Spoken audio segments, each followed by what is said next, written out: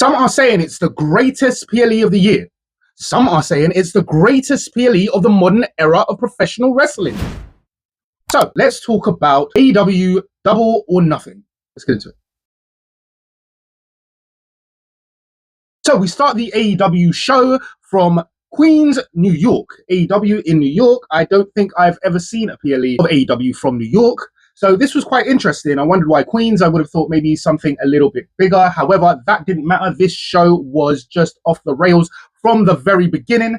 The first match was Cage and Cope, or Cope and Cage, obviously known as Christian Cage and Adam Copeland. Of course, Adam Copeland being formerly known as Edge, against FTR. FTR, Forever the Revival, fuck the rest. I mean, there's been a lot of, I don't know, versions of their name or what their name is supposed to mean.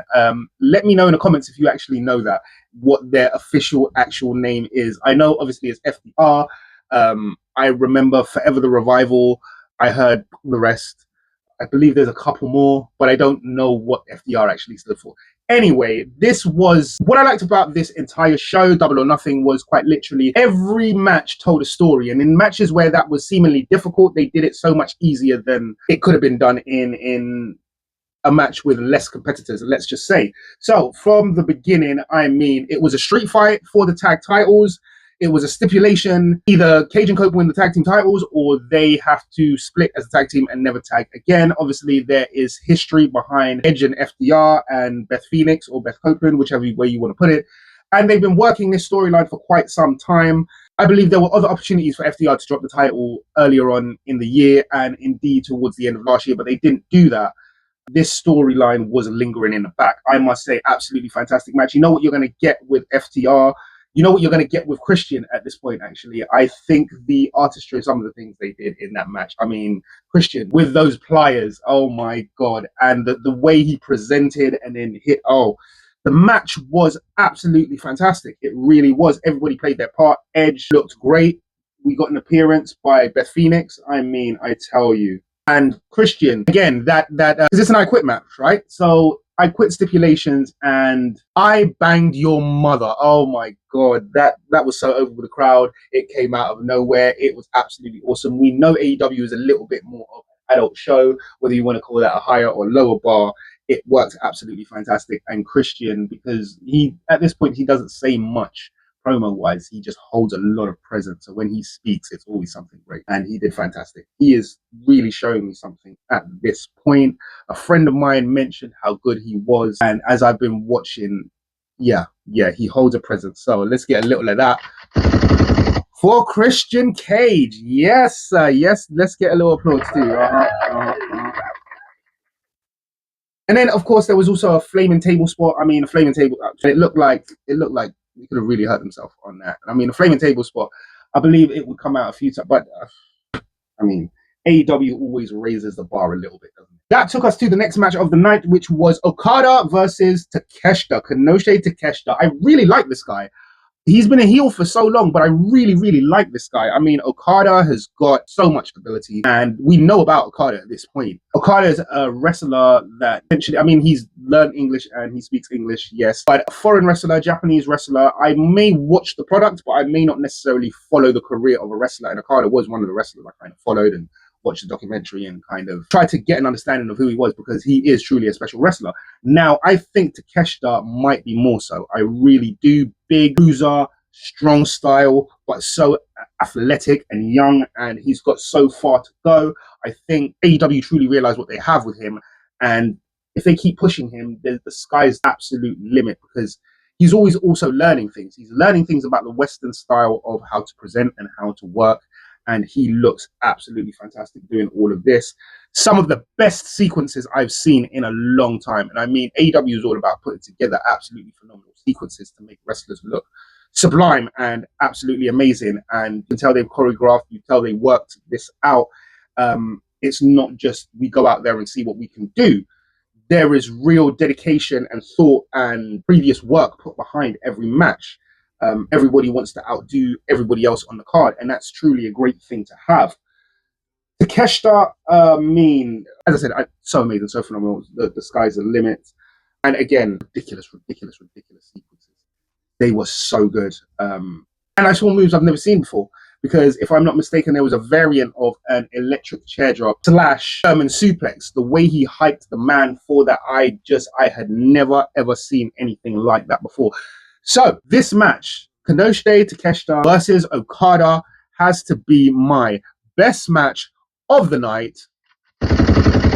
Yes, the Triple Crown champ winner for best match of the night has to go to Takeshita and Okada. Phenomenal, boys. Oh my god, the sequences. All I can say is the sequences, because I can't describe each one to you. They were just so good. So good. Winners, boys.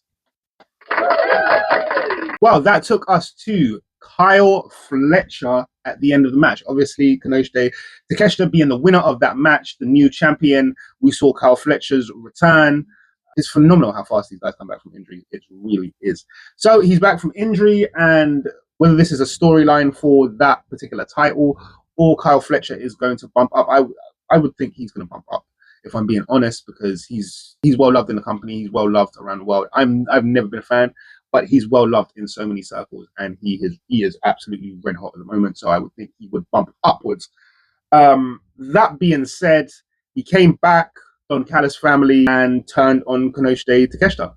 So I guess he's out of Don Callis family now. It was brutal in true Kyle Fletcher fashion. So I mean, it made for a great storyline. The match itself had so much storytelling in it as well. So all the matches of the night did, absolutely all of them. That brought us to the Women's Own Heart tournament. I believe it was called finals, but that was between Athena and Mina Shirakawa. Now, I've always liked Mina Shirakawa. The way she presents so awesome. She's so fun, so exciting, so vibrant. Those of you know Athena. Some of you may know her as Ember Moon.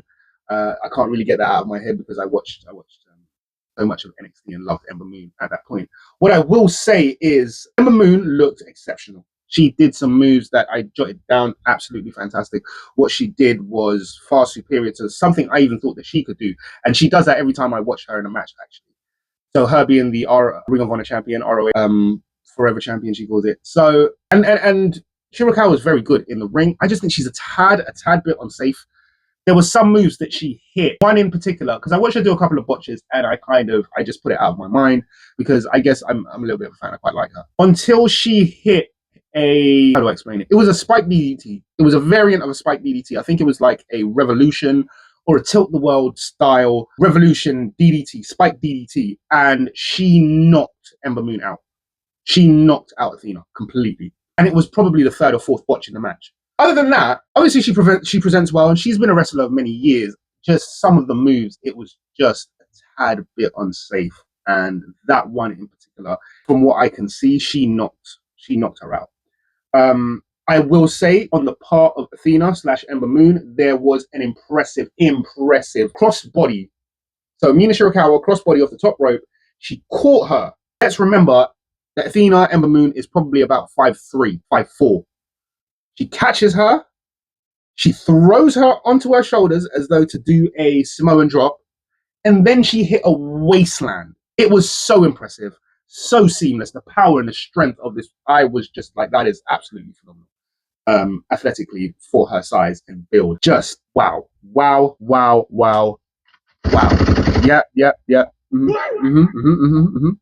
I had to get quite a few of those in. Yeah. Because it really was. Understanding, some of you may not know what the wasteland is. Some of you may not remember the wasteland. Wasteland, I'm not sure what the official name for the move is called, but if we remember correctly, Wade Barrett did it many years ago. It was his finisher fairly early on when he came to the main roster. Sometime after injury, he replaced it for the Bullhammer. You remember the Bullhammer? A lot of us remember the Bullhammer. However, before the Bullhammer, there was the Wasteland. It's a good move. It's a good move. It's very impactful, and it looks devastating. So the fact that she was able to hit that, it looked so good. It looked so good. But indeed, the winner of that match was Athena. And once again, they managed to tell a story of the hill that Mina Shirakawa just couldn't seem to get over. She's clearly good enough. She clearly has the ability. She takes Athena to the limit, but she just can't seem to get the W. So that story, I'm sure, is going to play out for some time. And it's a good story to play with. It really is. It really is. So this took us to Kyle O'Reilly versus Jon Moxley, and there was a tale of the tape before the match explaining exactly where they were. Some of us know this already, that there's been a story building between Jon Moxley and Kyle O'Reilly. He's put him out. Jon Moxley's put Kyle out injured. But the fact of the matter is he can't seem to beat Kyle O'Reilly. I think this is a great storyline because I've always thought Kyle O'Reilly is so unique as a wrestler, and the way he puts together these different fighting styles and makes it and then presents it and packages it as a wrestler is superior to most. I mean, yes, Ken Shamrock did it a long time ago. There's a few guys that did it. I'm on names at the moment, but there's been a few wrestlers that brought this kind of MMA or mixed martial arts style. His is a complete mix of wrestling, Brazilian jiu-jitsu, and he's also got a bit of high flying ability in there. He is so unique because even during having that high flying ability, he's still very grounded and map based. I think he looks excellent. I always have. I first saw him in the Undisputed Era and had to go back in time to figure out like where this guy came from and watch independent matches. And he absolutely awesome.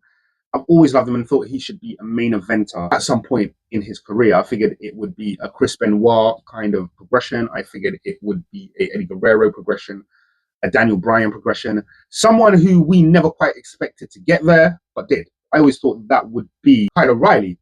I'm not sure if that will come to fruition. It's looking like it's still very possible, especially working with someone like Jon Moxley. And indeed, for the first time, Jon Moxley got the win here, but they did brilliant storytelling.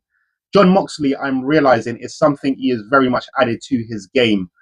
And maybe he always had it, but maybe not to this level. And just wow, his ability to tell stories now, especially that's why I think the Death Riders actually really work. The Death Riders work so well because they're always telling a story and they're always advancing and progressing that story. And I think they do a fantastic job of it.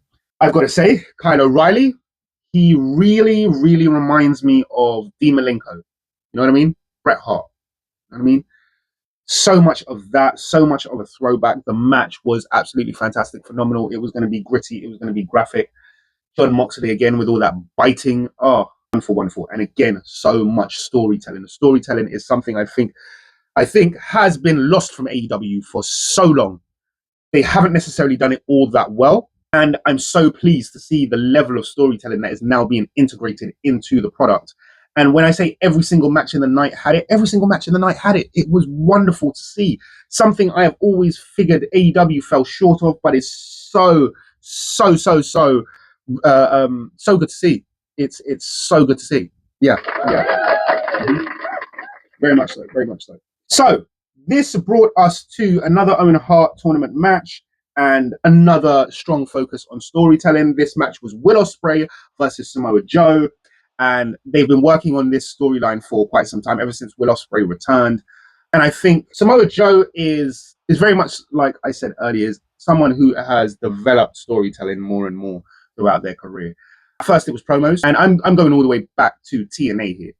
When he came from Ring of Honor, I think it was probably the second time around, to TNA, he just had something more of a style of presentation. I remember an old match. I believe it was a King of the Mountain match, or something to that effect, or it was a title match or a shark cage match or something like that. And Kurt Angle came out in a Pittsburgh jersey, whatever, I don't know. And Joe came to the ring.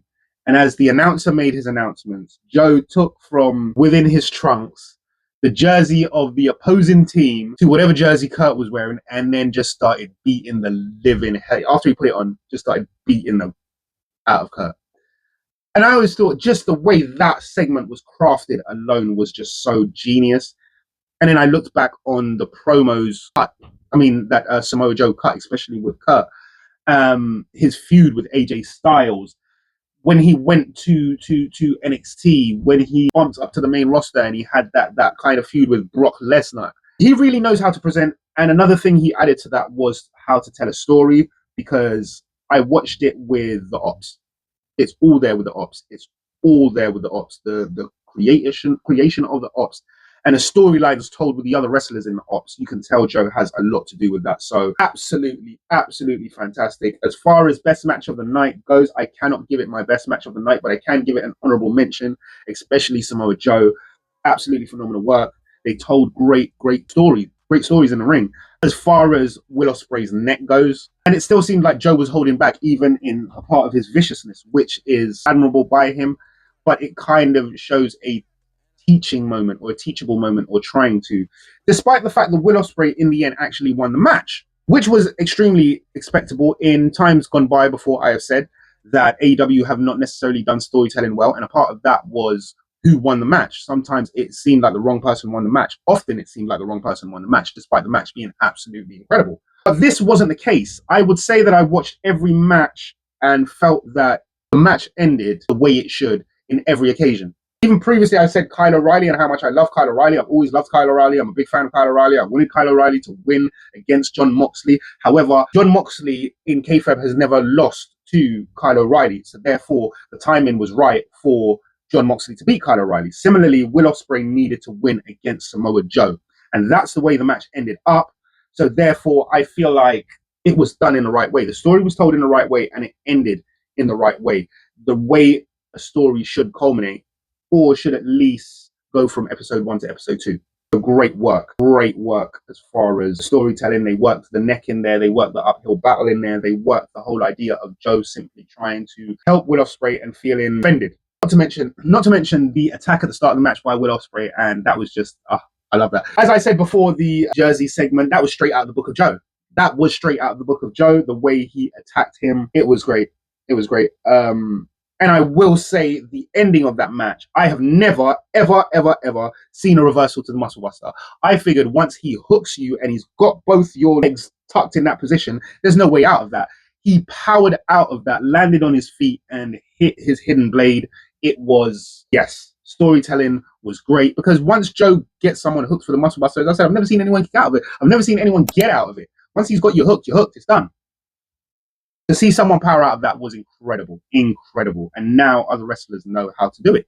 And for that reason, I have to give Will Ospreay my MVP of the night. Well, I'll say Will Ospreay, but if I'm being honest, it's Will Ospreay and Samoa Joe, because of the way they carried that story. I absolutely thought they did an incredible job. It would be in a contender for best match of the night. However, this Will Ospreay storyline has been permeating the absolute wrestling business on a scale level. So I think to have done this match so well, and to tell the story so well, and to finish the story the way the story should be finished, or at least to chapter 2, it's an MVP performance.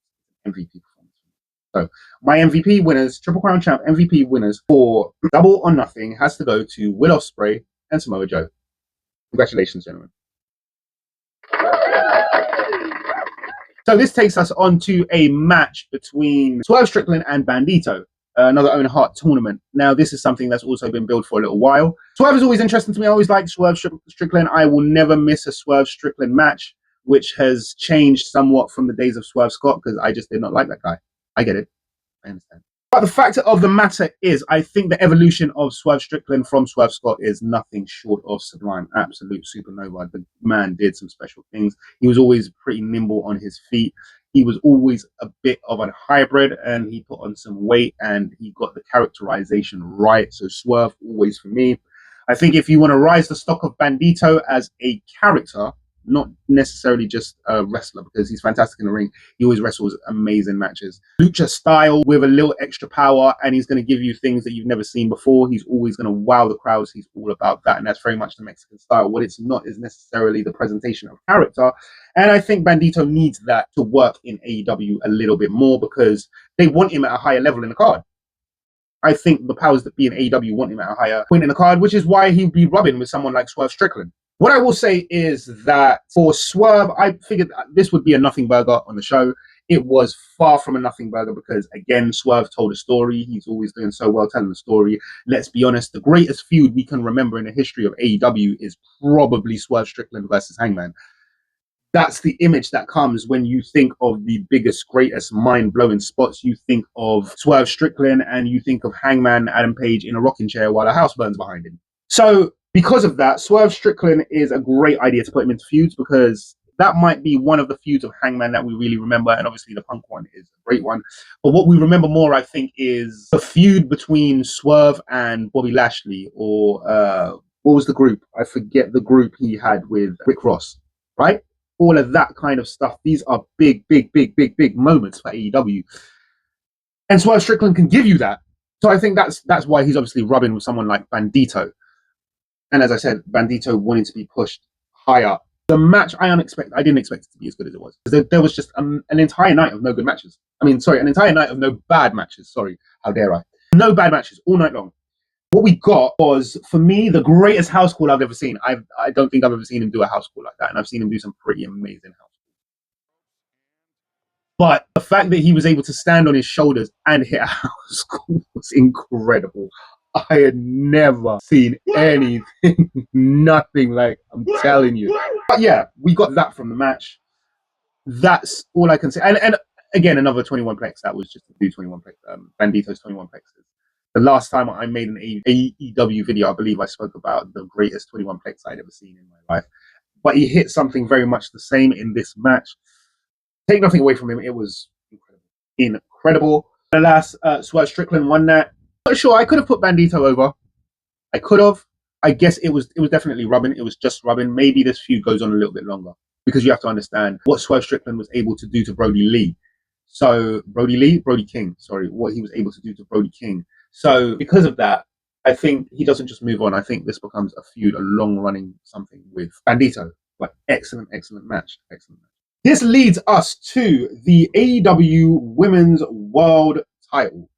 And this was a match between Tekla, Shirokida, Jamie Hayter, and Chris Statlander. And despite what I've said about all the matches previously, what I will say about this match is, I honestly got to the end of the match and thought to myself that the women in professional wrestling nowadays, pound for pound, you look at AEW, and you look at WWE, and you look at NXT, you look at TNA, I think the female wrestlers, in pure statistical numbers, they are doing better than the male wrestlers as far as the sheer volume of abilities of people who can hold positions at the top of the card, because it's not just one company that has this. I watched that match and was just blown away by these four women in every way. I must say, I didn't know a whole lot about Hikaru Shida. I didn't see when she was the AEW champion. I didn't see that part of her career. But the way she presents and the way she worked in this match was absolutely super. For me, she was the clear standout of this match. And usually I would give that award to a Jamie Hayter, but no, this was incredible. Absolutely incredible. And there's not much else I can say about that. Tekla, again, looked great, but Tekla won the same way she generally always wins, especially in 4-pack matches. Jamie Hayter is always going to look like the strong, dominant one in the match, as well as Chris Statlander is. And Hikaru Shida is always going to be that kind of maniacal, right? That she plays so excellently well. Wow. Just wow. I'm really impressed with ladies and women in wrestling right now. Just all across the board in so many different promotions. And that took us to Stadium Stampede. Well, this was absolute mayhem, I will say. A match between the Hurt Syndicate, Chris Jericho, the Young Bucks, Jack Perry, Kenny Omega, versus the Gates of Anarchy, Mark Davis, Andrade Idoloa, Ricochet, and the Dogs, which is Clark Connors and David Finlay. I will say, this match was everything I expected. Everyone looked fantastic. Again, the Gates of Anarchy looked really good, actually. I've seen them look good many a time before, but they look extremely good today. The Dogs always look great.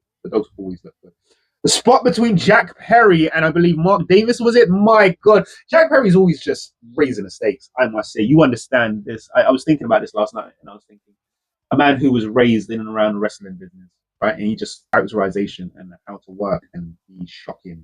He just knows how to do all of that. He is absolutely incredible. Omega looked good. The Young Bucks. I did love the little movie before everything started. I like the fact that the Hurt Syndicate for once have been humanized. They weren't just able to run over everybody. It was kind of like their tag team run. Their tag team run was great and it was dominant, but there were certain situations where they were able to run over people far too easily. But saying that, Shelton Benjamin looked incredible. He always just shows out, doesn't he? The real workhorse of that group.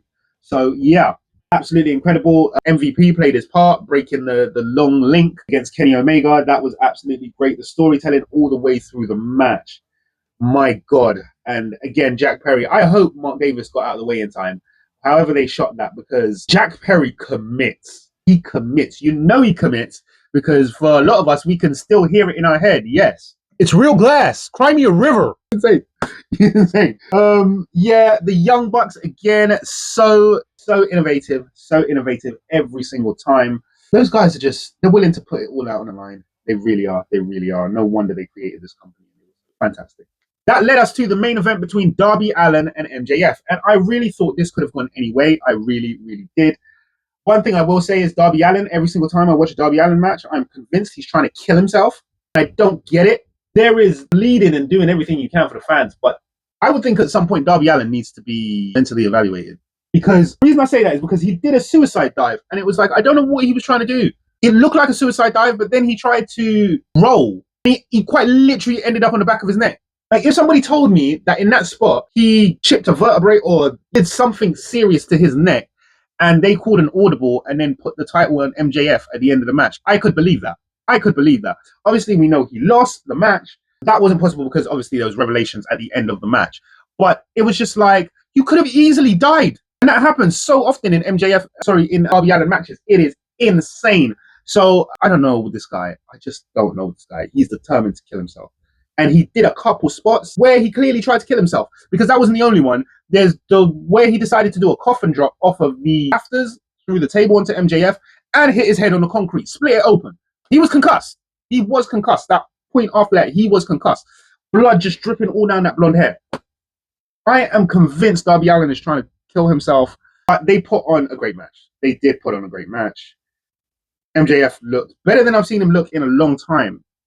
And I guess because of the sheer size and weight of Darby Allin, he's not just going to be able to do your basic moves. MJF can wrestle. I'm not saying he can't wrestle, but there's some times where MJF looks at the match and says to himself, okay, what I need in this match is not necessarily wrestling prowess, it's more presentation. So he does very basic moves, but he works the crowd very well. And he pulls out some banging moves when he needs to, but it's fairly basic, and he works off the characterization of being that heel and selling for the bigger man. This wasn't the case in this match because he was the bigger man, so I guess he had to look much more dominant. The match was title versus hair. I mean, I couldn't see MJF losing his hair, but it wouldn't surprise me. He is very, very much dedicated to this profession.